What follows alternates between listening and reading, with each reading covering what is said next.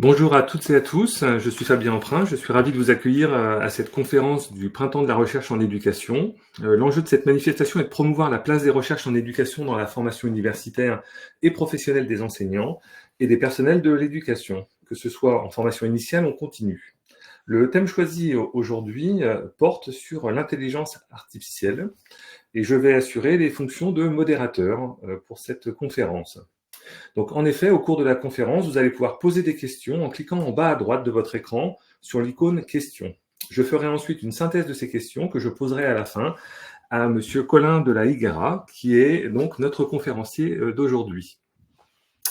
Alors, il me revient à la charge aussi de présenter Colin, qui est donc professeur à l'Université de Nantes, titulaire de la chaire UNESCO RELIA, ressources éducatives libres et intelligence artificielle. Il nous expliquera bien mieux que moi ce que ça implique en termes de recherche et dans sa présentation. Il fait partie du laboratoire de sciences du numérique de Nantes et travaille avec son équipe sur le développement de l'IA appliquée à l'éducation. Ces travaux incluent l'éducation à l'IA ainsi que l'exploration des impacts globaux de l'IA sur le système éducatif. Et je ne vais pas plus loin pour lui laisser la parole. Merci beaucoup. Merci et bonjour à ceux, celles qui se sont connectés.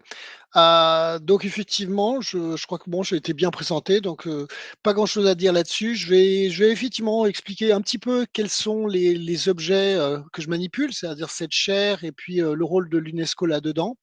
Et on va aller regarder l'impact de l'IA aujourd'hui sur l'éducation, avec un point de vue que j'ai pas toujours l'habitude de prendre, qui est vraiment le point de vue chercheur. C'est-à-dire, je vais m'adresser à des gens qui s'intéressent à la recherche pour essayer de voir comment la recherche nous informe sur les réponses qu'on peut apporter à des questions. Parfois, elle nous informe, parfois, elle nous informe pas. Donc, on va essayer de discuter de tout ça. Il y aura des questions simples et puis il y aura des questions difficiles. Probablement, je n'aurai pas le temps de toucher les questions vraiment difficiles. Les questions vraiment difficiles sont celles qu'on doit se poser ou qu'on devrait se poser, sauf qu'on est toujours dans l'urgence. C'est quel est le rôle de l'enseignant? Pourquoi est-ce qu'on se lève le matin pour apprendre maintenant qu'on a l'IA? Tout ça, c'est des vraies questions qui sont peut-être celles qui m'intéressent le plus, mais c'est celles que je vais laisser assez logiquement un petit peu pour la fin. Alors, on y va. Donc, le vrai titre, c'était quelque chose comme ça, intelligence artificielle, l'intégrer dans le bagage des enseignants, puisque il s'agit pas encore de faire des enseignants des gens qui sont en train d'utiliser, de fabriquer l'IA, mais enfin, ils doivent avoir ça quelque part dans leur palette, dans leur cartable, et on va essayer d'expliquer pourquoi, et puis, si possible, un petit peu comment. Alors, qui je suis et qu'est-ce que je fais? Donc, je travaille à un objet qui s'appelle Chaire UNESCO Rolia. Donc, les chaires UNESCO, ce sont des objets qui sont voulus par l'UNESCO, qui est basé à Paris. Donc, il y a des chaires UNESCO un petit peu partout dans le monde. Le fait que ce soit dans le monde fait que il y a une dimension, effectivement, tout simplement globale, pour ne pas dire mondiale. Global veut dire s'intéresser à des aspects nord-sud, s'intéresser à des aspects concernant l'intelligence artificielle sur vraiment tous les continents et l'IA n'est pas réservée que en tant qu'enjeu, qu'en tant que question aujourd'hui à des pays les plus développés. C'est en fait réservé enfin, c'est pas réservé, pardon, c'est ouvert à la planète entière. Donc la chaire travaille avec qui? Travaille, on voit le petit drapeau français, avec la France, avec le ministère de l'Éducation nationale. Donc je citerai un petit peu la DNE de temps en temps. Et puis on travaille aussi avec l'Europe sur ces questions, soit sur des projets, soit sur des questions d'expertise. Donc j'ai dit qu'on était global, ce qui veut dire ou globaux, ce qui veut dire que au-delà de la chaire, on a aussi à Nantes un réseau UniTwin qui s'appelle YouKnow. Alors YouKnow en anglais, ça me permet de faire un jeu de mots. Je peux dire you know. Si je dis vous connaissez YouKnow, ça passe moins bien. Mais donc YouKnow, c'est un network, c'est un réseau sur l'éducation ouverte. Alors, le rapport entre éducation ouverte et IA, j'essaierai de le faire, mais pour moi, il est très important. Il consiste à dire que l'IA aujourd'hui nous interpelle, nous pose des problèmes, nous pose des questions, et que le message que je veux faire passer, c'est que peut-être qu'en mettant un peu plus de transparence, en mettant un peu plus d'ouverture, un peu plus de partage, ben on arrive un peu collectivement à mieux gérer cette question. Parce que si on attend, on va dire, des phénomènes verticaux, d'attendre que bah, l'instruction arrive de tout en haut, par exemple, eh ben, on est coincé. Donc on a besoin de rentrer dans des logiques d'échange qui sont ces logiques de l'éducation ouverte. Alors avec ces gens-là, qu'est-ce qu'on fait? Ben, on s'intéresse à plein de questions. En voici une. Ça, c'est des questions que je traite avec des jeunes, avec des étudiants de 18, 19, 20 ans. On se pose la question, qui est une question qui fait presque peur, hein. Maintenant que l'IA fonctionne, a-t-on encore besoin d'apprendre? Alors bien entendu, le but derrière ces questions, c'est de faire réfléchir, de faire travailler sur, bah, finalement, pourquoi est-ce qu'on avait besoin d'apprendre avant l'IA? Et puis, est-ce que ces raisons pour lesquelles on avait besoin ou envie d'apprendre avant l'IA, ben, est-ce que ces raisons, on les a encore aujourd'hui? Donc c'est ça le genre. Alors à quoi ça sert de travailler ça avec des jeunes? Ben, ça sert à ce que les jeunes sont des gens pour qui ces questions ne sont pas juste des questions professionnelles, ce sont des questions existentielles. Ils se rendent bien compte que le monde d'aujourd'hui, qui va être leur monde sur toutes les années à venir, c'est un monde dans lequel ils vont devoir travailler ou vivre avec cette IA à tout moment. Et donc, c'est des questions qui les passionnent quand on discute avec eux. Faut encore leur donner la parole, il faut leur donner l'occasion de discuter. Bon là, je suis sûr qu'il y a aussi des jeunes qui sont dans la salle, donc tant mieux parce que, l'INSPE, c'est aussi la formation des jeunes, des futurs enseignants. Donc je crois que là, il y a vraiment motif à débattre, c'est-à-dire ce métier d'enseignant qu'ils sont en train de vouloir choisir, mais en quoi est-ce qu'il change de la même, en quoi est-ce qu'il change parce qu'il y a de l'IA? Bon, alors l'IA, je ne vais pas faire un cours sur l'IA, ce serait trop long. Je vais donner juste quelques éléments de base. Le premier, peut-être, avant même de définir l'IA, c'est de donner l'élément capital. L'élément capital, c'est que l'IA est un enjeu financier colossal et que ça va affecter à peu près tout ce qui se passe. D'accord? Toute notre manière de réfléchir à l'IA, toute notre manière même d'avoir des critères pour se poser la question, est-ce que c'est bien, est-ce que c'est mal, est-ce que ça marche, est-ce que ça ne marche pas? Finalement, ce ne sont pas des critères qui viennent de la réflexion humaine, dans beaucoup de cas, ce sont des critères qui nous arrivent mais de l'industrie, c'est-à-dire du secteur financier, du fait que il y a beaucoup d'argent sur la table et que on nous impose des choses. L'exemple plus typique, c'est que régulièrement, que ce soit les étudiants ou que ce soit les enseignants, je vais avoir comme réponse, moi j'utilise l'IA parce que ça me fait gagner du temps. Alors c'est formidable, sauf qu'il y a 5 ans, 10 ans, gagner du temps n'était absolument pas une vertu universelle. D'ailleurs, ça l'est devenu récemment parce que effectivement, ça fait gagner du temps. Donc, il va falloir mettre quelque part en avant que gagner du temps, c'est quelque chose d'absolument universel, que de tout temps, depuis le début de l'humanité, on a cherché à gagner du temps et enfin, grâce à l'IA, on est en train de le faire. Mais bon, derrière, il y a quand même, voilà, il y a des choses à bien comprendre, c'est que, oui, si c'est une vertu essentielle, c'est important et donc dans ce cas-là, faisons-en parce que c'est tellement important de gagner du temps qu'il faut absolument mettre de l'IA partout. Sauf si peut-être que c'est pas si important que ça de gagner du temps et c'est peut-être pas ça qu'on cherche et dans ce cas-là, le rôle de l'IA devient moins important. Donc bien garder en tête ça, pas le chiffre de 177 milliards ce sont des chiffres invraisemblables, hein. C'est des chiffres qui font qu'aujourd'hui, par exemple, la grande majorité de la recherche sur l'IA se fait hors laboratoire public, hors laboratoire universitaire, se fait dans ces grandes entreprises. Et donc le tempo, les thèmes de recherche, les thèmes de discussion, enfin tout cela nous arrive de l'extérieur. OK, on garde ça en tête parce que ça va être assez important pour la suite. Alors la suite, c'est peut-être quand même aussi dire d'où ça vient. Donc je vais je l'ai dit, je vais pas expliquer tout ce qu'est l'IA. Je vais simplement rappeler que ça fait un moment que c'est là, c'est pas tout à fait nouveau. Alors les débuts, le début le plus théorique, ce serait au moment où Alan Turing va utiliser le terme de machine intelligence dans un article absolument génial à lire à tout prix en 1950 parce que c'est le genre d'article où on se dit comment ça, il réfléchissait ça déjà à l'époque. Donc Alan Turing en 1950 va introduire l'idée, se poser la question comment est-ce qu'une machine pourrait être intelligente et il va inventer par exemple l'idée de se dire que une machine intelligente, c'est pas une machine qui réfléchit comme un adulte, c'est une machine qui réfléchit comme un jeune, comme un enfant et qui est dotée de la capacité d'apprentissage. Donc il va dès ce moment-là, enfin poser l'agenda en train de dire ce qui nous intéresse, c'est avoir des machines qui apprennent et si elles sont capables d'apprendre, elles sauront être entre guillemets intelligente. Il va faire d'autres choses dans ses articles. Il faut se poser la question, que veut dire être intelligente? Ben, peut-être que j'ai besoin d'une définition et peut-être que j'ai besoin d'un test. Et donc le test de Turing va naître dans cet article-là. Et bien sûr, il ne va pas utiliser le terme test de Turing, mais enfin bon, l'idée qu'on puisse tester et que à ce moment-là, surtout que l'idée d'une machine intelligente, c'est une machine qui nous fait croire qu'elle est intelligente, donc qui nous fait croire que, ben, ça va apparaître à ce moment-là. Un peu plus tard aux États-Unis, en 1955, il y aura pendant l'été 1955 un groupe de jeunes chercheurs américains qui vont se retrouver sur un collège américain, Dartmouth College, autour de quelqu'un qui s'appelait John McCarthy, et c'est lui qui va introduire le terme d'intelligence artificielle. Mais l'enjeu elle-même, c'est de se dire que ces machines qui finalement ont une dizaine d'années, d'accord, est-ce que ces machines, on peut leur faire autre chose que calculer de la balistique ou de la gestion? Est-ce qu'on peut leur faire faire des choses intelligentes? Alors déjà à l'époque, les choses intelligentes qu'on imaginait, c'était de la traduction automatique, c'était de jouer aux échecs, d'accord, c'était des choses comme ça. Et puis ensuite, bon, des choses plus compliquées, on leur demandait de raisonner. Est-ce que le raisonnement, est-ce qu'une machine peut raisonner? Bon, et ainsi de suite. Donc voilà, donc l'agenda de l'IA va se développer à ce moment-là. Bon, il y a toute une histoire. Ensuite, pendant des années et des années, des histoires où ça marche pas, ça marche un peu, ça marche pas un peu. Ce qu'on appelle des hivers de l'IA, des moments où les gens se rendent compte qu'ils ont trop mis d'argent sur la table et finalement l'IA n'est pas du tout en train de donner ce qu'on avait promis. Mais bon, globalement, c'est un peu ça jusqu'à environ 2010.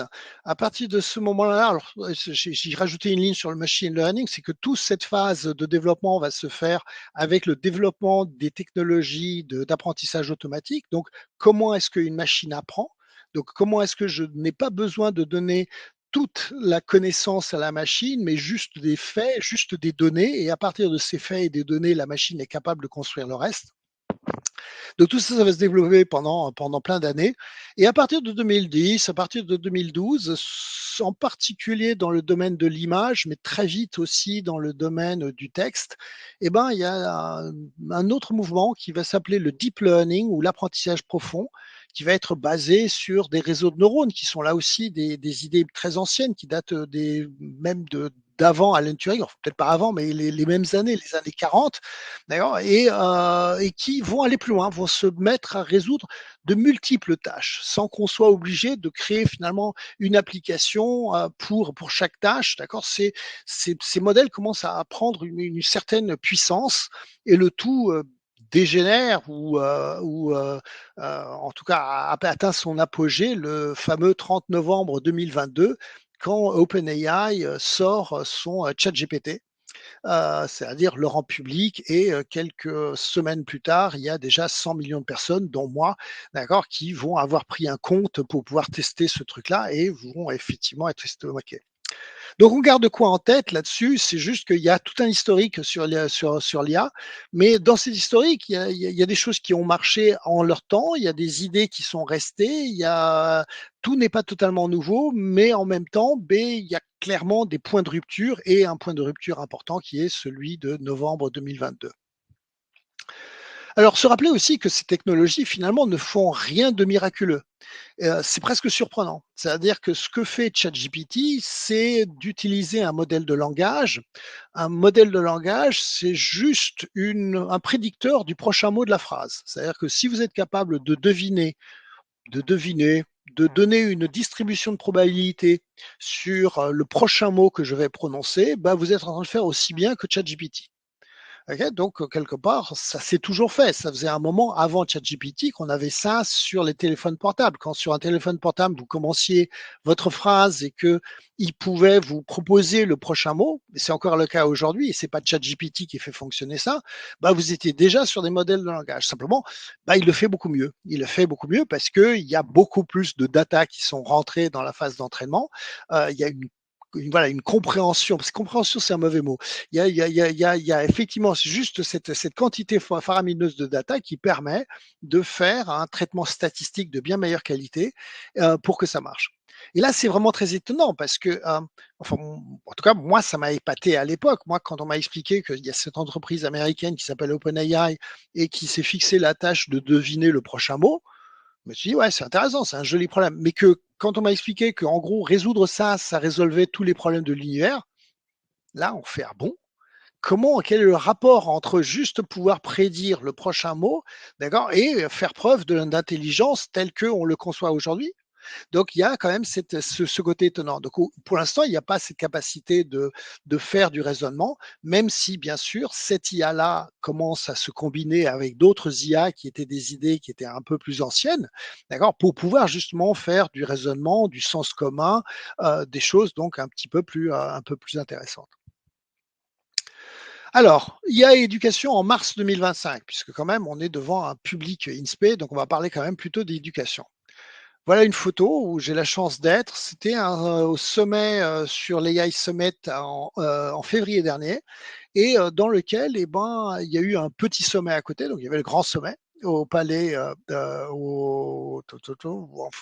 je ne sais plus où c'était.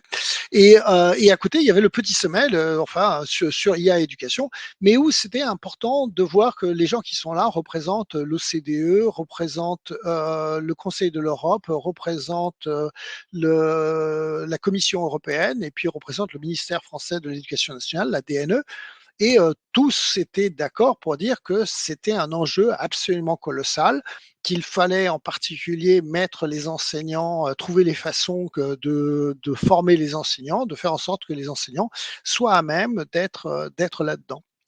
La ministre française était présente et Madame Borne a utilisé, j'ai compté à 5 reprises le mot révolution pour décrire ce qui se passait au niveau de l'éducation et de l'IA. Donc ça montre bien quand même que c'est un enjeu un petit peu spectaculaire, un petit peu important. Donc on peut retrouver la vidéo, il y a une partie qui est vraiment intéressante quand on entend les différents représentants des grandes entreprises, des grandes institutions européennes en train d'expliquer pourquoi cet enjeu de IA et éducation est un enjeu absolument essentiel aujourd'hui.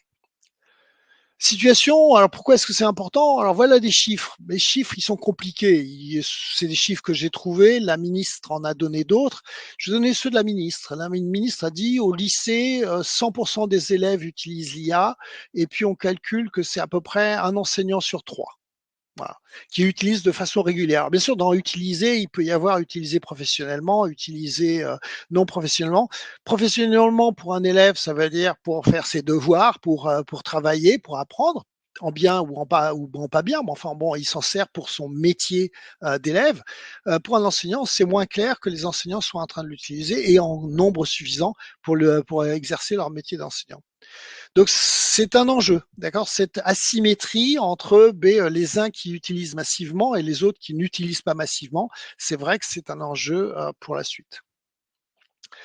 Alors sur la recherche, sur la manche recherche, dire que la recherche a été un peu pris au dépourvu. Alors pas tout à fait, puisque ça faisait quand même 20 ans qu'il y avait de la recherche sur l'IA et l'éducation, mais c'était sur l'IA en général, c'était pas sur les IA génératives, bien entendu. Donc il y avait de la recherche de différentes façons qui s'est faite, et il y avait des résultats intéressants, et puis soudainement est arrivé ChatGPT, et la recherche a mis un temps à réagir. Et encore aujourd'hui, on ne peut pas dire que la recherche soit en ordre de marche pour répondre aux défis des IA génératives. Je vais essayer d'expliquer pourquoi. Donc, dans un premier temps, vous avez un phénomène comme celui-là qui est clairement, allez, le mot disruptif et le mot à la mode, le genre de mot qu'on a envie d'utiliser. Et vous pouvez faire des instantanés et dire voilà ce que je vois, mais c'est des observations, c'est pas de l'expérimental, c'est pas des choses qui vont fonctionner.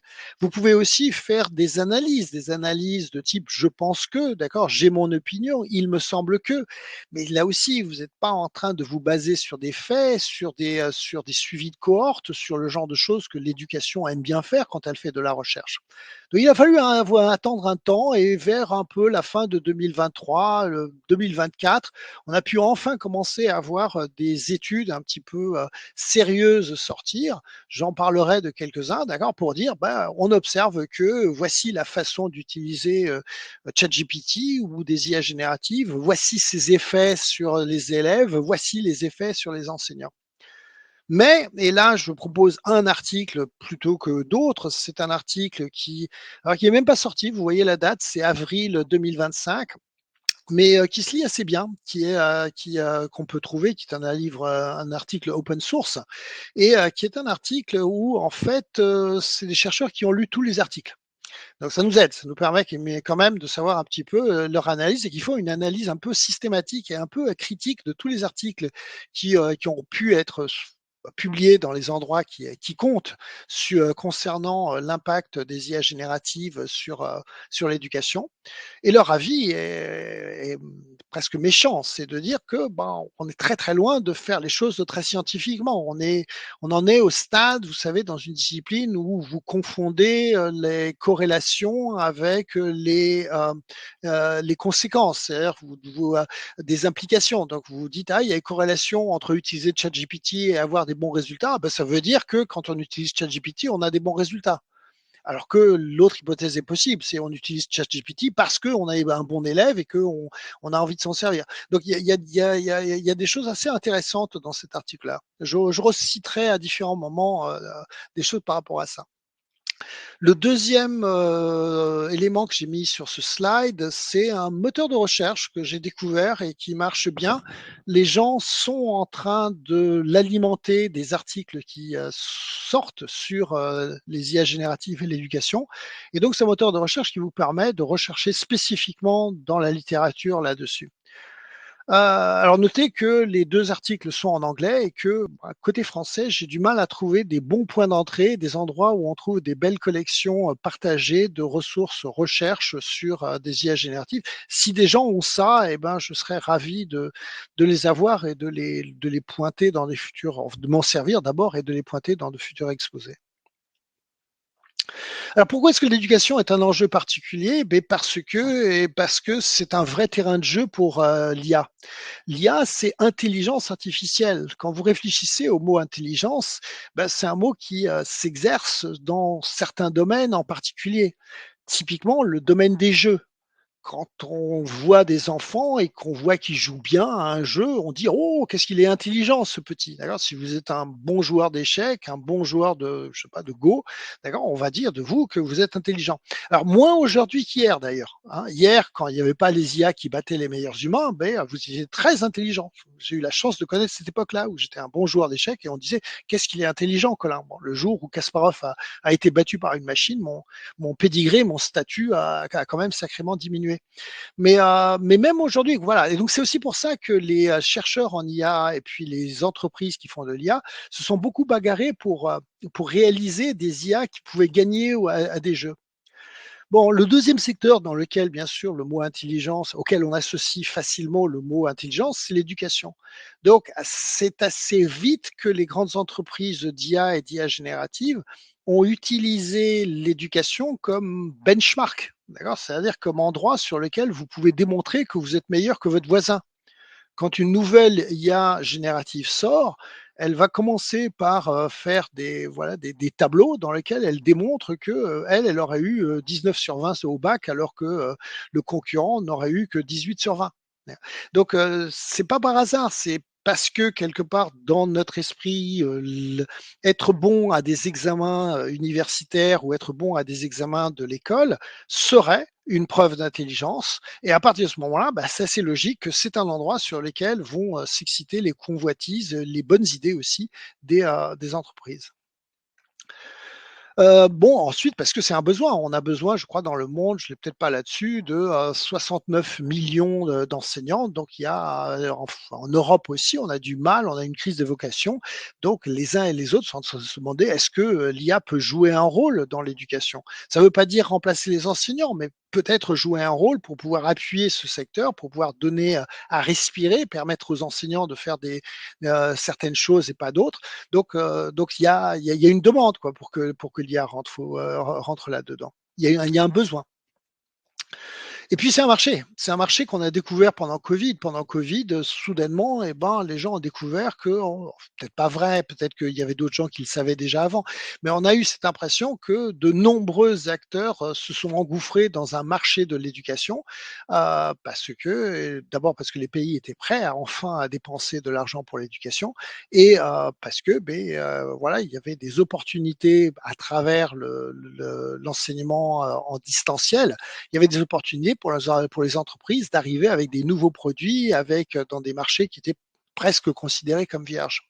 Donc les grandes entreprises sont toutes là et puis il y a ce qu'on appelle des EdTech qui sont des petites, moyennes entreprises qui sont plus spécialisées sur tel ou tel aspect de l'intelligence artificielle. Bon, non, je l'ai dit celui-là, ça ne veut pas bouger. Alors enfin, dernière raison pour laquelle l'éducation, c'est un enjeu particulier, c'est parce que les étudiants, avant les enseignants, s'en emparent.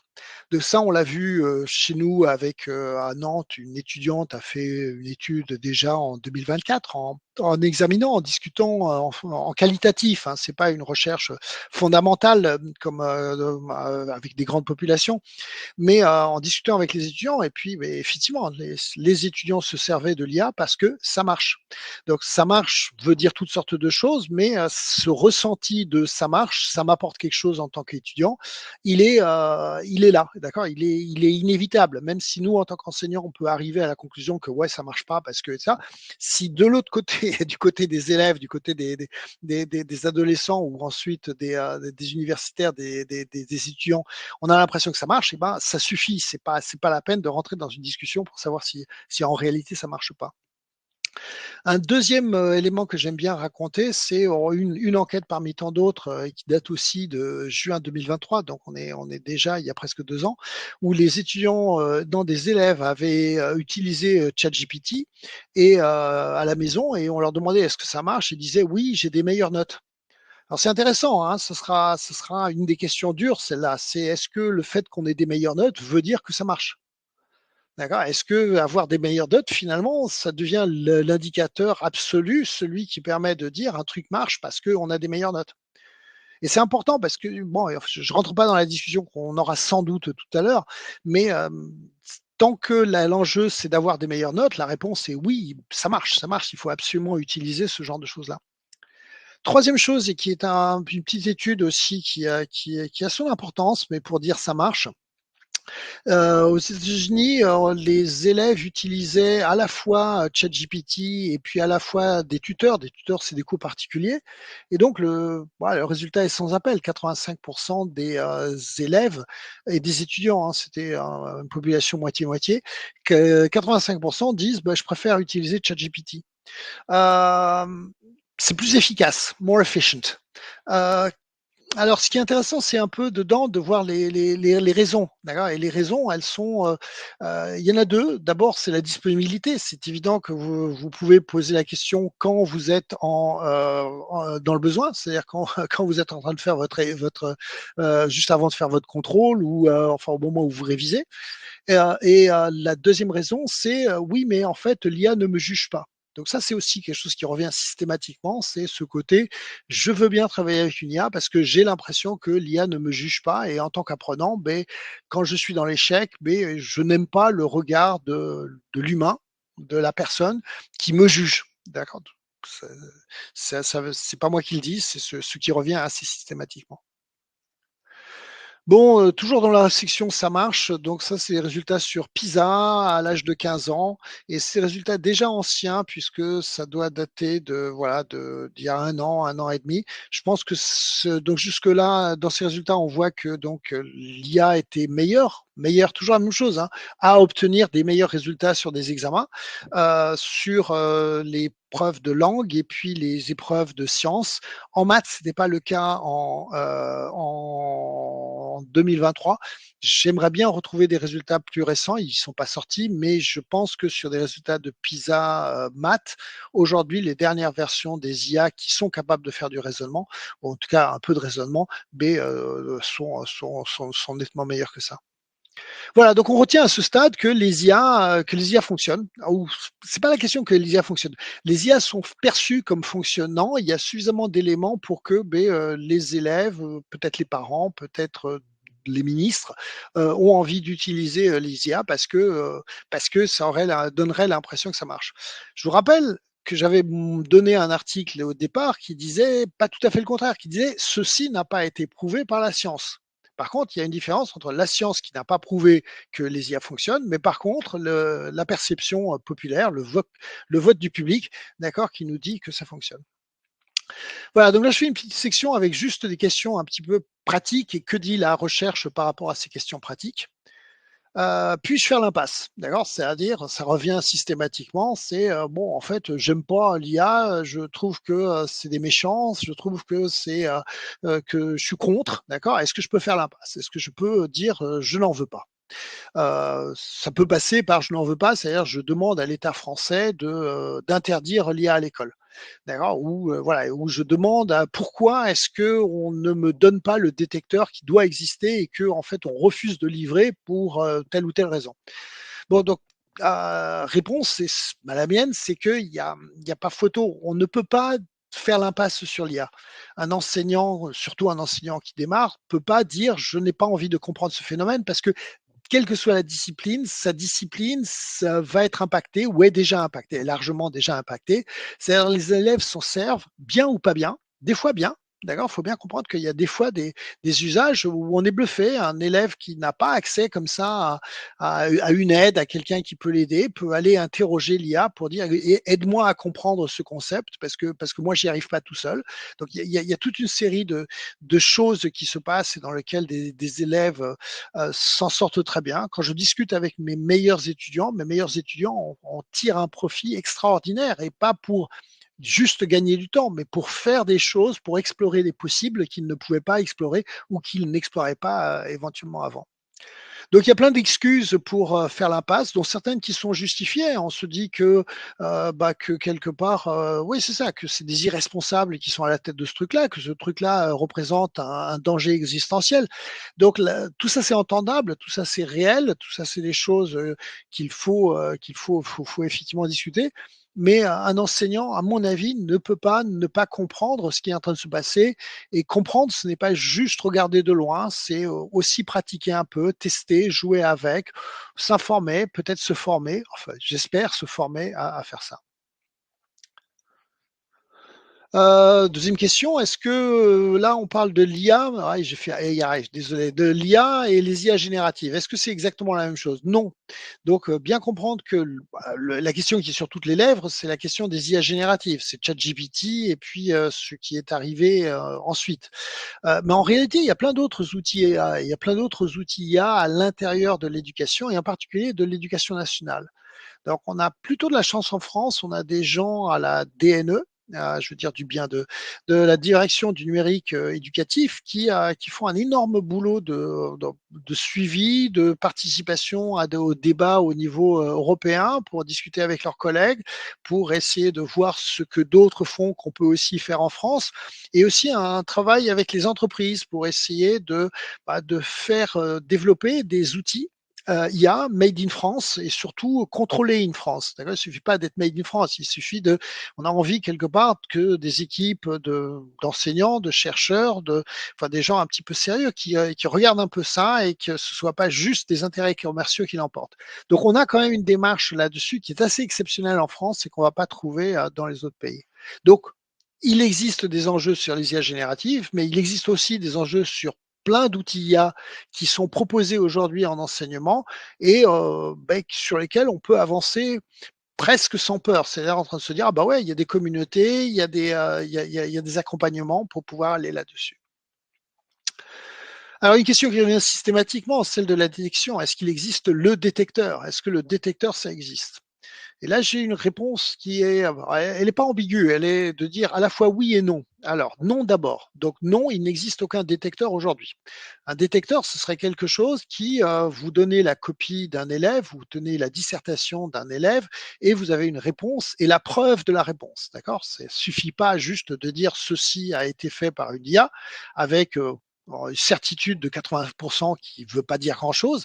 D'ailleurs, j'ai besoin, comme pour les cas de plagiat, d'avoir la preuve, c'est-à-dire de dire, regardez, voici l'original, voici la copie, et puis on voit que c'est la même chose. Je peux mettre l'un en face de l'autre, on verra que c'est à peu près la même chose. Donc ça, on l'a pas. D'accord. Et on n'a vraiment pas. On a des chiffres magiques. Il n'y a aucun outil aujourd'hui qui est proposé pour lequel il n'y ait pas eu des tests qui ont montré qu'en réalité ça marche pas, ou quand ça marche, c'est parce que l'élève a très naïvement fait le strict minimum, fait juste pris le résultat, il a rien de retouché.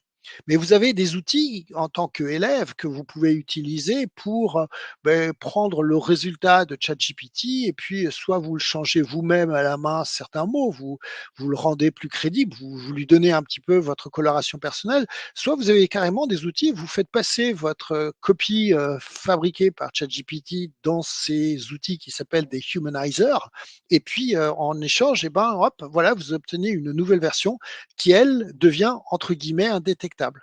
Indétectable veut juste dire que la machine l'a fait passer à tous les détecteurs connus, a fait les changements minimaux nécessaires jusqu'au moment où le drapeau vert s'est allumé sur tous les détecteurs connus, et à ce moment-là, le drapeau vert restera allumé, donc tout va bien. Ok, donc ça n'existe pas, donc il faut faire avec, d'accord, avec cette histoire-là. Si aussi, il faut dire, c'est si vous avez un détecteur qui vous dit, bah voilà, voilà une copie d'élève et cette copie à 80%, ça a été fait par ChatGPT ou par une IA générative. En réalité, vous êtes embêté. Parce que aller mettre un zéro ou prendre une décision drastique là-dessus, alors vous pouvez bluffer et dire ouais, je suis sûr que voilà, mon outil m'a dit que, mais si jamais vous alliez devant un tribunal administratif, je ne crois pas un instant qu'on gagnerait en train de dire ah, moi j'ai un détecteur qui m'a dit que c'était probablement de l'IA générative. Alors j'ai dit oui, mais pardon, j'ai dit non, mais peut-être aussi oui. Alors le peut-être, il est lié au fait que, en fait, on peut donc détecter si des choses sont de l'IA générative de façon statistique, ce qui nous permet quand même d'avoir des résultats statistiques. C'est-à-dire, si vous me donnez plein de copies, eh ben, je peux effectivement dire qu'il y a 80% de ChatGPT là-dedans. D'accord, mais c'est sur des grandes masses sur lesquelles je peux pas nécessairement dire c'est ça et ça, mais je peux dire il y en a de cette façon-là. Donc ça, c'est le genre de choses qu'on sait faire et ce qui permet aux chercheurs de voir le développement de ces technologies dans les articles scientifiques, par exemple. Et puis la dernière chose, non, la deuxième chose que je voulais dire, peut-être qu'il y en a une qui manque là-dessus. La deuxième chose que je voulais dire, c'est que assez bizarre, ça fait partie de ces choses sur lesquelles l'humain est meilleur que l'IA. C'est-à-dire que là où l'IA essaye de détecter et n'y arrive pas toujours très bien, bah en fait, nous, humains, on est plutôt plus fort pour détecter quand on a l'habitude ce qui tient de l'IA ou ce qui ne tient pas. Mais on n'en a pas la preuve. Et enfin, il y a quand même un effet cold case, c'est-à-dire qu'aujourd'hui, on n'est pas capable de détecter parce que finalement, ce que les machines, que les détecteurs sont en train de faire ne le permettent pas. Mais il faut bien garder en tête que, surtout parce que aujourd'hui tout reste, d'accord, tout est numérique. Donc, on peut tout à fait imaginer des choses qu'on a déjà vues dans d'autres domaines où 20 ans après, on va retrouver le travail de thèse de quelqu'un et là où il y a 20 ans, on ne pouvait pas prouver que c'était un plagiat, et ben aujourd'hui, on peut le prouver. D'accord. Donc, je ne sais pas si dans 20 ans, 25 ans, des travaux faits aujourd'hui, on n'aura pas développé un certain nombre d'outils qui vont permettre effectivement d'affirmer, mais attendez, en fait, ça, c'est pas du tout ce monsieur qui est aujourd'hui président de la République qui l'a fait. D'ailleurs, ça s'est passé dans d'autres pays, cette histoire de président de la République. Donc, quelque part, ce qu'il a fait à l'époque, c'est l'équivalent d'un plagiat, puisque il a dit que c'était lui et c'était pas lui. Donc ça, c'est des choses qui peuvent se passer. Voici deux, trois éléments de la recherche sur ça. Donc, un premier, ça date aussi l'année dernière. C'était une expérience qui était menée dans une université anglaise où, sans prévenir les enseignants, on a rajouté 33 copies, donc 33 mémoires qui avaient été rédigées directement par l'IA. Donc les enseignants les ont corrigés. Alors le tout avait été validé par une commission éthique et puis les enseignants ont été dédommagés derrière. Mais bon, ça a été fait de manière un petit peu sérieuse. Et en fait, les enseignants n'y ont vu que du feu. D'accord, ils ont corrigé les mémoires qui ont eu plutôt des meilleures notes que la moyenne. Ils n'ont pas eu les meilleures notes de la promotion. Il y en a une sur laquelle il y avait une alerte, c'est-à-dire à un moment donné, un enseignant a dit c'est quand même suspect ce document. Mais donc en fait, c'est pour bien montrer que c'est vraiment difficile quand même de détecter. Un deuxième, c'est des choses qui sont intéressantes. C'est est-ce que les gens continuent à chercher à faire de la détection? Oui. Donc voici un article où les gens ont cherché à utiliser l'IA contre l'IA, c'est-à-dire est-ce qu'on peut utiliser ChatGPT pour détecter du ChatGPT? Et la réponse est oui. Un ChatGPT est capable de détecter avec des pourcentages, mais avec des faux positifs. Donc un faux positif, c'est de dire à quelqu'un t'as triché quand il n'a pas triché. D'accord, donc c'est embêtant. Alors comment est-ce qu'on va dire à quelqu'un qu'il a triché alors qu'il n'a pas triché? Ben, peut-être parce que cette personne, un peu maladroitement, a tellement lu de trucs écrits par ChatGPT que les tournures de phrases de ChatGPT, il s'est mis à s'en servir.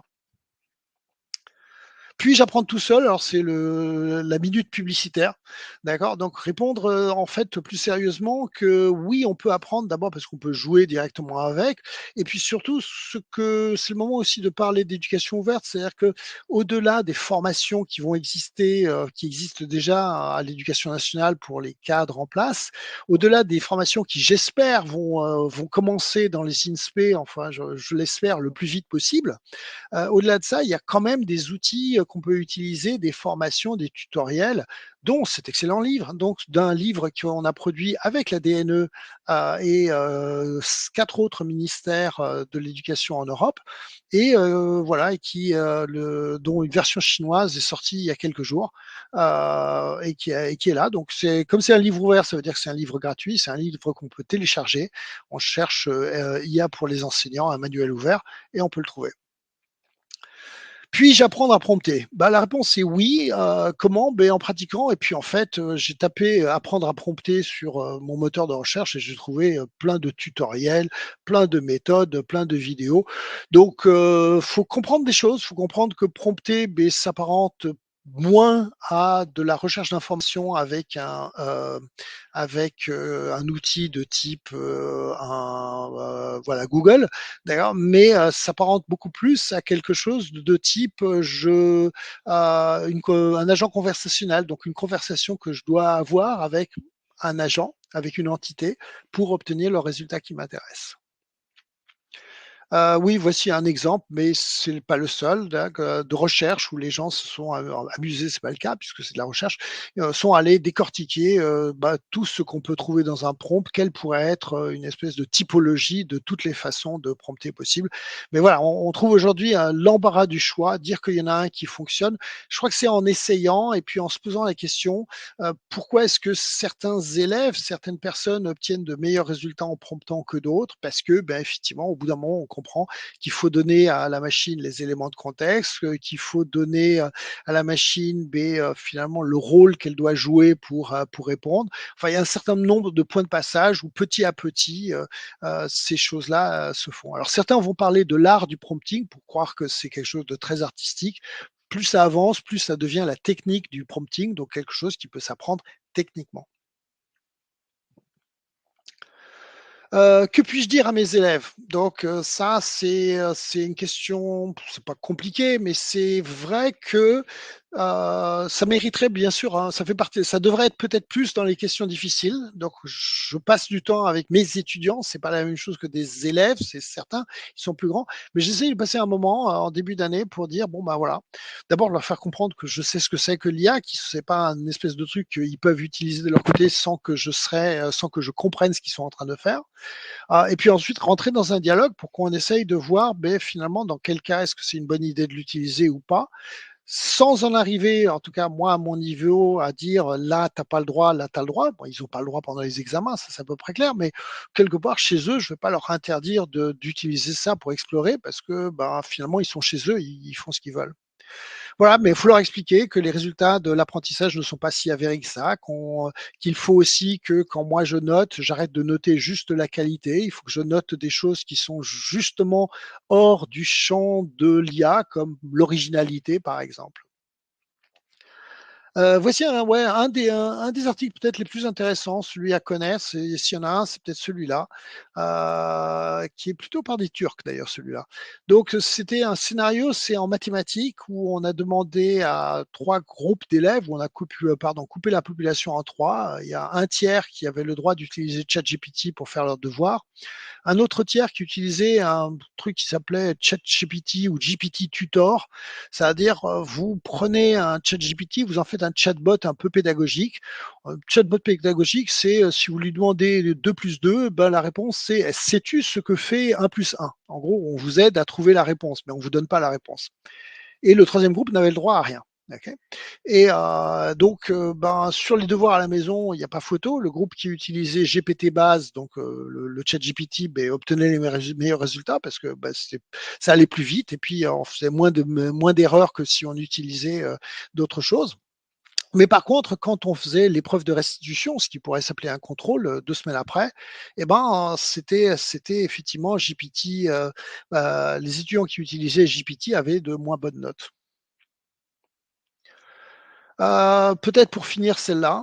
Donc, est-ce que je peux espérer faire corriger mes copies par l'IA? D'accord, ça fait partie des choses qu'on nous vend toujours avec l'argument, ça permet de gagner du temps. Donc, la première chose, c'est étude de la littérature, c'est qu'il n'y a personne qui voit un intérêt sérieux scientifique à faire cela. À part le côté faire gagner du temps. Mais là, on voit bien, c'est pas les scientifiques, c'est pas les pédagogues, c'est juste les non-pédagogues qui viennent vous dire, ah ben non, ben tu comprends, si tu n'as plus à corriger les copies, tu auras plus de temps pour faire des choses beaucoup plus intéressantes. Enfin, c'est pas un argument qui va convaincre et qui ne convainc, en tout cas par écrit, aucun pédagogue. Et il y a des dangers de boucle absurde. On commence à voir déjà un sujet rédigé par l'enseignant qui utilise l'IA pour écrire le sujet. Le sujet est traité par les élèves par l'IA et puis corrigé par l'IA à l'arrivée. C'est des vrais scénarios qu'on voit, d'accord. On voit des étudiants qui envoient pour candidater des lettres de candidature écrites par l'IA pour Parcoursup, et puis c'est une IA qui va les lire. Et en fait, ça entraîne des trucs assez rigolos. En fait, l'IA elle-même va commencer à écrire des lettres qui vont avoir des bonnes notes quand elles seront lues par l'IA. Bon, des choses comme ça. Et puis, il y a un vrai danger beaucoup plus important que ce petit danger technique. C'est que finalement, si je fais des examens qui sont des examens qu'une simple IA est capable d'obtenir une bonne note, on peut se demander si ce que je suis en train d'enseigner est vraiment si fondamental, si intéressant que ça. Bon, je crois qu'on m'a demandé d'arrêter à 15, donc comme il est 16, voilà, ça c'est d'autres résultats de recherche. La partie de ping-pong, le résultat de droite qui vient nous dire un exemple d'endroit où voilà, ils avaient donc demandé à l'IA de corriger, les étudiants le savaient, et donc les IA écrivaient dans leur copie, cette copie mérite 20 sur 20. Ben, ça marche. D'accord? L'IA qui corrige va dire, ah bah ouais, ça mérite 20 sur 20.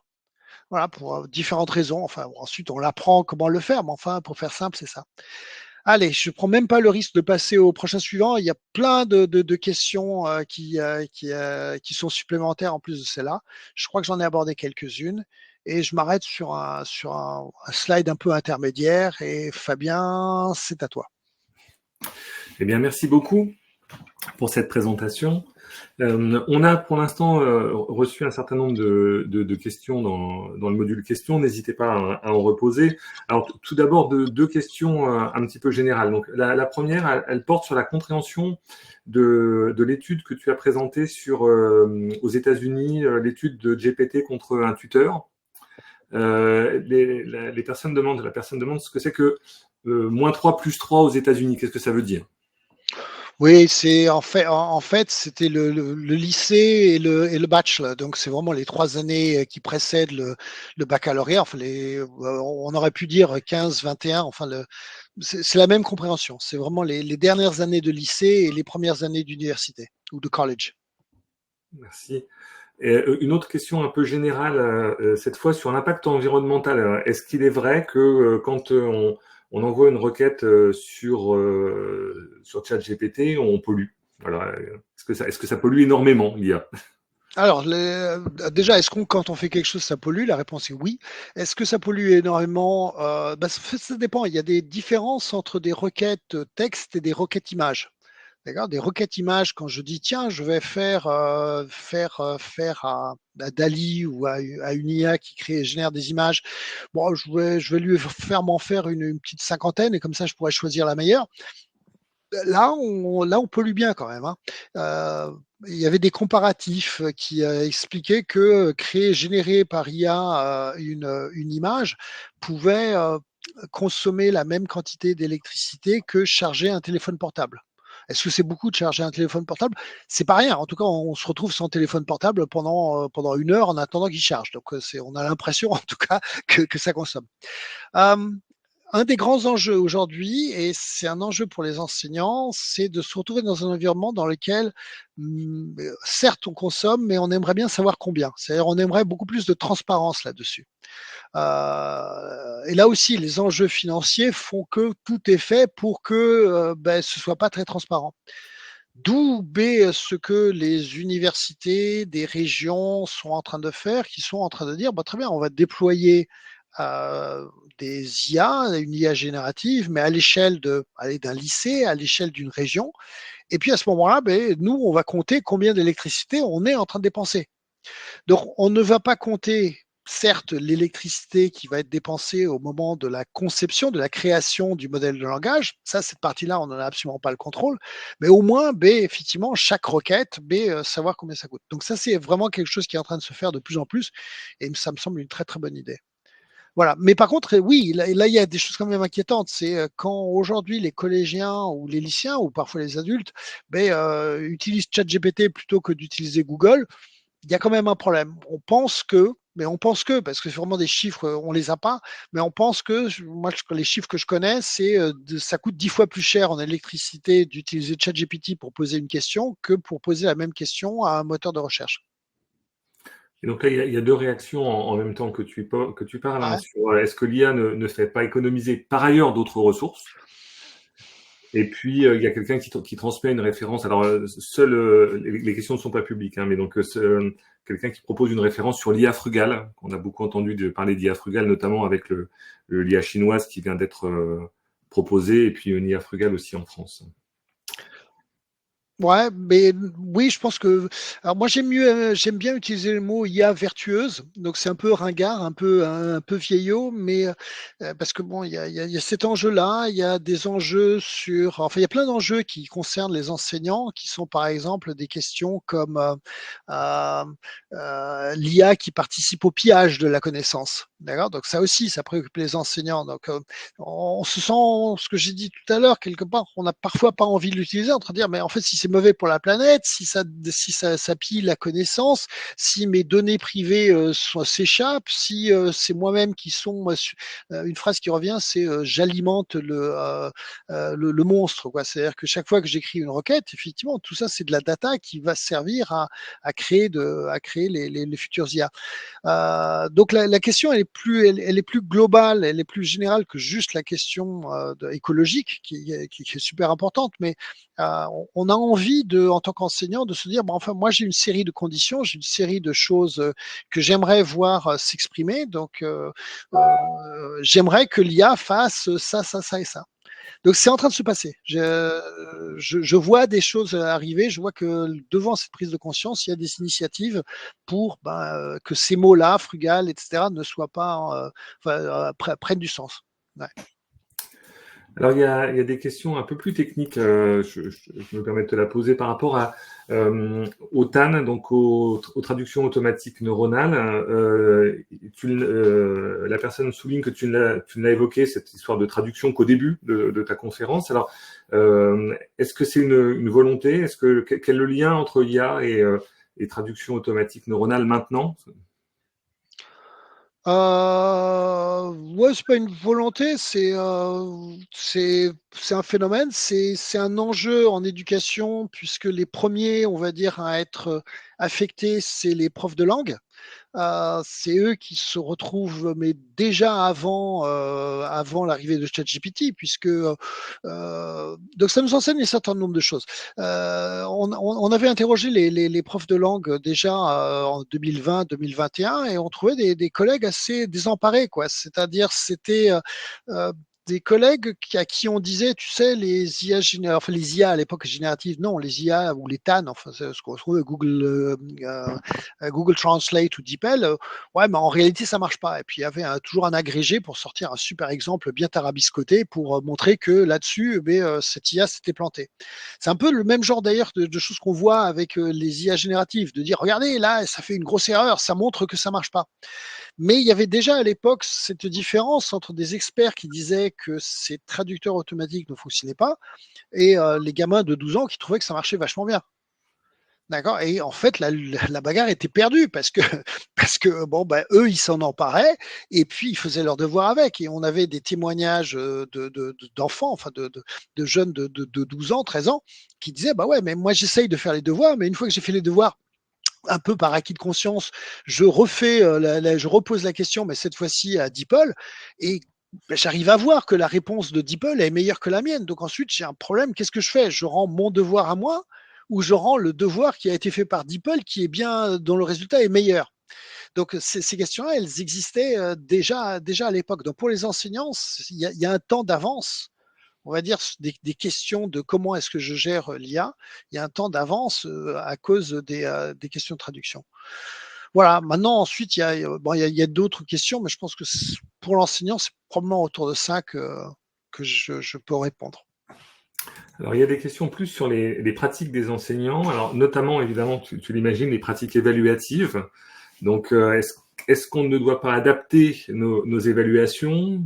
Est-ce que les IA génératives ne risquent pas-elles pas de mettre un coup d'arrêt aux formations en ligne qualifiantes et certifiantes? Est-ce que il ne faut pas donc revenir, enfin, et est-ce que l'IA peut aussi proposer des nouvelles pratiques?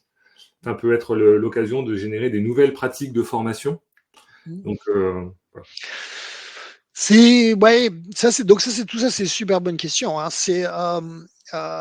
L'évaluation, ça a été la première chose qui est remontée on va dire en décembre, 3 jours à peu près après l'arrivée de ChatGPT. Ben, les étudiants s'en sont emparés et puis je me souviens de discuter avec mes étudiants qui étaient déjà en train de commencer à faire leur mémoire et leurs trucs avec ChatGPT dès le mois de décembre 2022. Donc très vite, il y a eu cet enjeu et puis très vite, ça a été un sujet.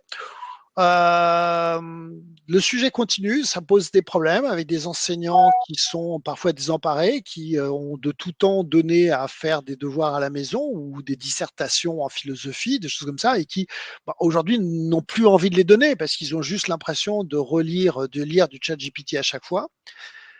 Plus anecdotiquement, l'autre jour, j'écoutais des gens qui organisent chaque année un concours de rédaction par des élèves de collège et c'est un joli concours qui existe donc sur la maîtrise de la langue française. Et cette année, le jury a juste décidé de pas donner de prix parce que c'était pas intéressant. Parce que c'était évident que tout ce qu'ils avaient reçu ne correspondait pas à des enfants ou des adolescents de collège. Donc voilà, vous voyez bien les problèmes. Alors maintenant, plus concrètement, qu'est-ce qu'on peut faire? Bon, tout seul dans son coin, on a du mal. Enfin, on peut faire des choses, hein, je l'ai dit tout à l'heure. Si je note la qualité et juste la qualité, je suis coincé. Si je note l'originalité, ça veut dire que je pose des questions dans lesquelles j'ai envie de primer et d'expliquer que les réponses originales seront primées. Ben là, voilà, ça ne veut pas dire que les gens vont pas utiliser l'IA, ça veut dire qu'il va falloir quand même se poser des questions. Je sais que pendant très longtemps, moi, j'ai posé des questions dans lesquelles j'essayais d'éviter de l'ambiguïté dans mes questions. Il fallait que mes questions soient self-contained, contiennent tous les éléments. D'accord? Parce que sinon, les étudiants disent, bah, monsieur, vous n'avez pas expliqué, vous n'avez pas dit que. Bah, maintenant, je fais exprès de faire ça. C'est-à-dire que je pense que quelque part, les qualités à développer, c'est ces qualités de se dire, je prends une question un peu incomplète, je rajoute finalement les éléments qui manquent, je les assume en train de dire j'ai rajouté les hypothèses suivantes qui me semblent raisonnables parce que le domaine que je connais me dit que ça et ça, c'est des hypothèses raisonnables. Et donc, c'est dans ces conditions-là que je décide de répondre à la question. Voilà, donc mais c'est vrai qu'il faut jouer avec ces IA pour pouvoir arriver à faire ça, ou bien profiter bien sûr des réseaux donc d'enseignants de la même discipline qui font les choses. Mais en fait, c'est plus compliqué encore que ça. C'est-à-dire que j'ai l'impression que, et ça c'est peut-être le message essentiel que je voudrais faire passer, que si la note est vraiment le truc important, à la fois pour l'élève et pour l'enseignant, il faut bien se demander ce qu'on est en train de faire là. Ce qu'on est en train de faire là, c'est de transformer notre métier d'enseignant, non pas dans un métier d'enseignant, mais dans un métier finalement d'expert qui garantit le niveau de sortie de l'élève. Okay. c'est un peu comme si je disais, le produit de l'école, ce n'est pas la connaissance, le produit de l'école, c'est le diplômé. Et ça s'est vu pendant Covid. Moi, j'ai une expérience assez désastreuse pendant Covid où j'ai eu l'impression qu'on a passé un temps absolument dingue, non pas à se demander comment on fait pour enseigner correctement dans ces conditions difficiles, mais comment on fait pour garantir que le niveau de sortie, d'accord, soit le même que celui de l'année dernière. Donc, on a passé du temps à inventer des procédures pour faire des examens qui n'ont pas marché du tout. Je veux dire, mais bien sûr que ça a triché de tous les côtés, mais il fallait qu'on se donne l'illusion, qu'on fasse semblant que quelque part, on était capable d'apporter le même niveau. Et là, en fait, on est reparti pour faire la même chose, c'est de passer une énergie absolument dingue à essayer de garantir le niveau du diplôme. En disant ça, j'ai pas nécessairement de solution. Je suis en train non pas en train de juste de jeter le bébé avec l'eau du bain. Je suis juste en train de dire que il faut qu'on trouve le moyen de passer notre énergie, une partie, en tout cas une partie importante de notre énergie, à savoir comment on enseigne intelligemment avec ces IA ou dans un contexte dans lequel il y a ces IA, en profitant, en permettant aux élèves à en profiter, etc. Et qu'on règle séparément, mais pas en se focalisant là-dessus, la question de comment on fait par rapport à à la garantie que quand quelqu'un a passé un examen, a passé un diplôme, que cet examen, que ce diplôme, c'est bien lui qui l'a eu. Voilà, donc faut pas se leurrer. Je veux dire, sur le bac, même avant ChatGPT, ça trichait abondamment. C'est-à-dire ceux qui avaient des devoirs à la maison et qui avaient un environnement familial qui leur permettait de faire les devoirs de façon accompagnée, d'accord? Beaucoup le faisaient. Donc c'est pas neuf. Simplement, ChatGPT nous expose encore plus à cette situation. Voilà, donc la question est compliquée, elle est passionnante et je crois que la bonne réponse, c'est de se dire que l'enseignant, son rôle n'est pas de garantir la qualité d'un produit. Et donc un enseignant dont le métier se définit en fonction de performance, en fonction de nombre de numéros, de scores à atteindre, allez, je vais être méchant, je pense que cet enseignant sera remplacé par une IA. Okay. Alors, il y a des collègues qui réagissent évidemment sur ces questions-là, alors qui parlent d'enseignants qui sont quand même actuellement désemparés par rapport à ces problématiques d'évaluation. Quelqu'un qui évoque aussi la place de l'oral, qui permettrait effectivement d'être une solution assez simple pour éviter les usages ou limiter les usages de l'IA. Et quelqu'un qui pose la question de est-ce que l'IA ne serait pas un outil pour aussi détecter la triche et le plagiat dans les travaux, mais tu l'as un petit peu évoqué dans ta conférence, me semble-t-il. Mais là, c'est pas l'IA qui détecte l'IA, mais l'IA qui serait aussi un outil pour limiter pour détecter les choses qui seraient plagiées ou qui auraient été ou des similitudes entre les copies, par exemple, j'imagine. Voilà. Oui, non, on peut faire jouer ce genre de rôle à l'IA et en partie, pourquoi pas, mais en partie seulement. C'est-à-dire que quelque part, il faut bien se rendre compte que trouver des similitudes, c'est déjà utilisé. C'est dans les outils comme compilation et compagnie, mais ça reste de l'IA. C'est pas nécessairement des IA génératives, c'est des IA tout court qui permettent de faire ça.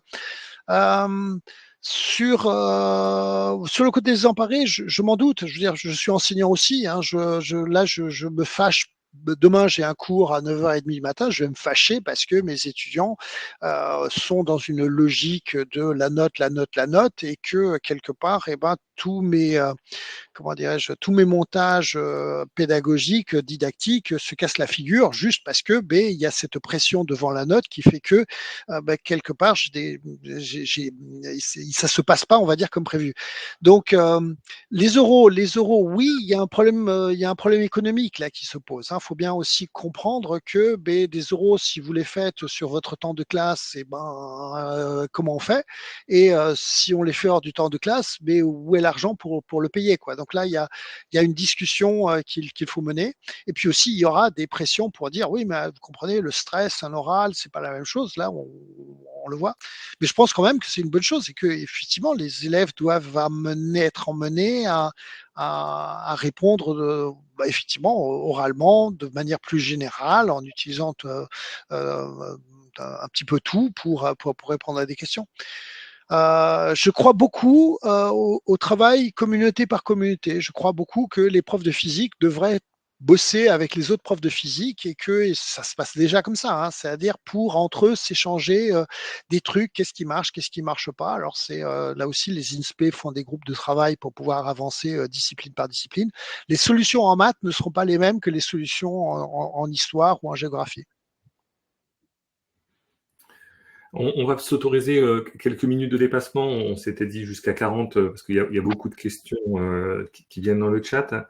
Il y a une question qui rebondit sur une phrase que tu as dite pendant ta conférence, notamment le fait que avec l'IA, ce sont les bons étudiants qui vont s'améliorer en quelque sorte. Hein. Est-ce que tu peux expliquer un peu plus en détail en quoi est-ce que effectivement ce sont les bons étudiants qui profitent le plus de ces technologies? Mais alors c'est ouais. Euh, Quelles sont les compétences nécessaires, utiles pour utiliser des IA génératives? Ben, on se rend compte que la compétence, le langage de programmation numéro un, c'est la langue tout simplement.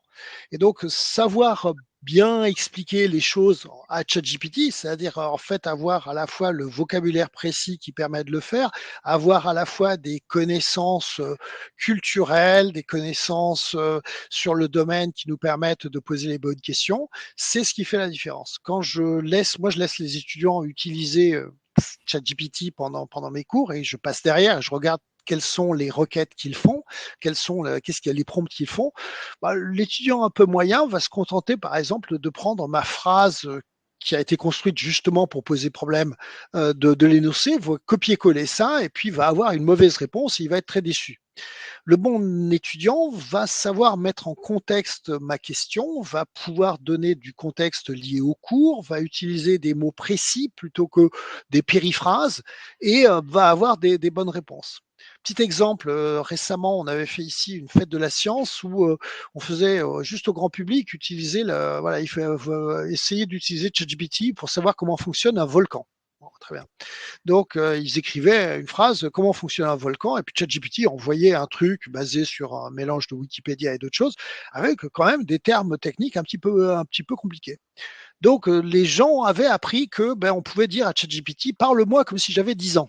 Donc voilà, parle-moi comme si j'avais 10 ans. Donc l'explication qui revenait, c'était un volcan, c'est comme un gâteau au chocolat dans lequel il y a un corps moelleux. Et bon, voilà, il y avait toute une série d'explications qui étaient en fait finalement bien pour se faire une première idée de ce que c'était qu'une volcan. Mais quand je leur disais, maintenant on pose une deuxième question, en fait, ils étaient incapables parce qu'il n'y avait aucun vocabulaire là-dedans. Là, il y avait juste vaguement l'idée de ce que c'est qu'un volcan. Donc, on sent que quelque part, le bon élève, c'est quand même celui qui, parce qu'il a des lectures, parce qu'il a un vocabulaire plus riche, parce qu'il manipule la langue mieux, parce qu'il a aussi l'habitude, depuis qu'il est petit, de questionner, de rentrer dans le questionnement, c'est celui-là qui va en profiter. Voilà. Donc, mais ça, c'est, oui, c'est ça. Ouais. Peut-être encore deux petites questions avant de conclure. Je suis désolé pour toutes les questions que j'aurais pas pu synthétiser, celles qui arrivent encore en ce moment.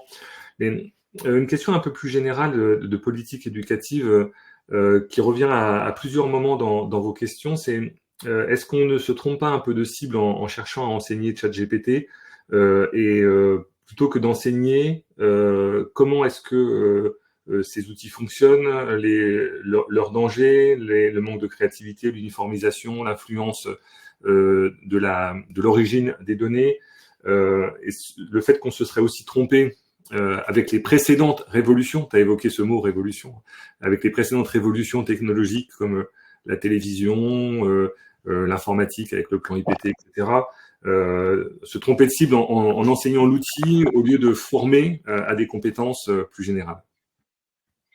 Je crois qu'on se trompe pas. Je crois que, allez, je vais être méchant, on fait ce qu'on peut. On a un problème. Globalement, il y a des travaux au niveau international sur finalement à quoi il faudrait former les gens. Donc moi, j'ai travaillé à l'UNESCO sur un référentiel de compétences des enseignants, puis il y a aussi un référentiel de compétences des élèves. Les deux sont sortis au mois de septembre. Ce sont des documents importants. Je suis pas très content des résultats, mais enfin, bon, ils sont quand même déjà, ils ont le mérite d'exister. Et là, le débat, il est pas là. C'est de dire les deux. D'ailleurs, il faut quelques compétences techno quand même pour quelque part comprendre un petit peu comment ça marche technologiquement. Il faut faut aborder les questions éthiques, faut aborder la question de l'homme face à la machine dans ces questions-là. Il faut aborder aussi pour l'enseignant, en tout cas, la question de l'IA au service de sa didactique, au service de son métier. Donc, les gens ont bien vu, il n'y a pas de problème, on a bien vu qu'il fallait tout ça. Mais maintenant, quand on va se dire qu'on va former les élèves, vous le prenez où cet enseignant qui est capable à la fois de parler de la techno et de finalement comment ça fonctionne, de je sais pas moi, des algorithmes ou de la pensée informatique qu'il faut comprendre les data, d'accord? Qu'est-ce que c'est que le fonctionnement des data, ce qu'on appelle la data literacy, et en même temps ce même enseignant qui est capable effectivement de parler d'écologie ou de parler de philosophie, d'éthique, d'économie. C'est compliqué, hein. On n'a pas cette culture en France en particulier. On forme les enseignants de façon très très disciplinaire. Je ne sais pas dans quelle discipline on peut le prendre. On peut pas. C'est difficile de dire tiens, on va prendre les profs de maths ou on va prendre les profs de physique ou on va prendre les profs de lettres et c'est eux qui vont le faire demain. On n'a pas de bonne réponse. Hein. Je pense que c'est pas faute de. Voilà, donnez-moi la réponse. Et je la suggérerai à la DNE parce qu'ils rêvent d'avoir une réponse à cette question-là. Voilà, on avait d'autres questions, mais on va s'arrêter là, notamment avec s'il y avait des travaux de psychologues qui s'intéressaient à l'apprentissage et qui prenaient en compte maintenant la place de l'IA ou des choses comme ça. Donc voilà, et puis bon, encore une fois, je vous prie de m'excuser pour toutes les questions que je n'aurais pas été capable de synthétiser et de retransmettre à Colin. Je remercie encore beaucoup Colin de la Higuera de toute de tout ce travail de présentation, de vulgarisation et de son engagement. Je remercie aussi le public. On a été jusqu'à 212 personnes à t'écouter cet après-midi. J'espère que j'ai pas loupé parce que ça fluctue un petit peu. Donc j'ai essayé d'être vigilant sur le compteur. Je vous invite à assister à la prochaine conférence qui aura lieu le mercredi 19 mars à 16h30. Son titre sera « Les différents espaces de collaboration d'une recherche sur l'enseignement explicite de la lecture littéraire, le projet Collect » et qui sera animé par 3 conférencières. Magali Brunel, donc, qui est professeure des universités en didactique de la littérature à l'université de Montpellier, au LIRDEF. Céline Folio, qui est docteure enseignante formatrice à l'INSPE de Nice, Université Côte d'Azur, laboratoire LIN. Alice Ruiz, enseignante de français au collège Voltaire dans l'académie de Nice. Et une quatrième, excusez-moi, j'avais mal compté, Marion Da Silva, professeure des écoles à l'école publique Saint-Jean-du-Var de l'académie de Nice. Merci encore Colin. Et puis je vous souhaite à tous une très belle soirée. Je vous remercie encore pour votre participation active.